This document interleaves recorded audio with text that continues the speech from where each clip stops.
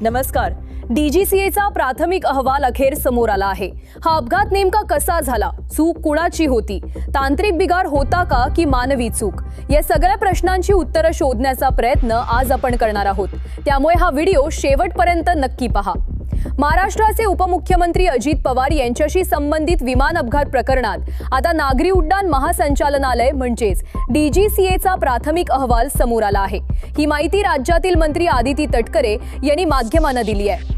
पुढे जाण्याआधी एक विनंती करेन, तुम्हाला आमचे व्हिडिओ आवडत असतील पण अजून तुम्ही चॅनलला सबस्क्राइब केला नसेल तर चॅनलला लगेच सबस्क्राइब करून घ्या.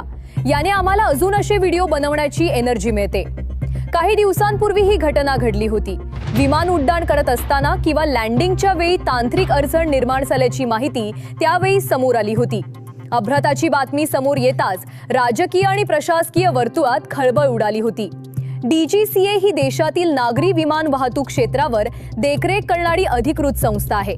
विमान अपघात घडल्यानंतर प्राथमिक तपास करण्याची जबाबदारी त्यांच्यावर असते. तपासादरम्यान विमानाची तांत्रिक स्थिती, हवामान परिस्थिती, पायलटचा अनुभव, एअर ट्रॅफिक कंट्रोलशी संवाद आणि इतर तांत्रिक बाबींचा सखोल आढावा घेतला जातो. आता या संपूर्ण प्रकरणाचा प्राथमिक अहवाल तयार झाला असून तो सरकारकडे सादर करण्यात आला आहे, अशी माहिती आदिती तटकरे यांनी दिली आहे. मात्र या अहवालात नेमकं काय नमूद आहे, अपघाताचं कारण काय सांगितलंय, याबाबत सविस्तर माहिती अद्याप सार्वजनिक करण्यात आलेली नाही.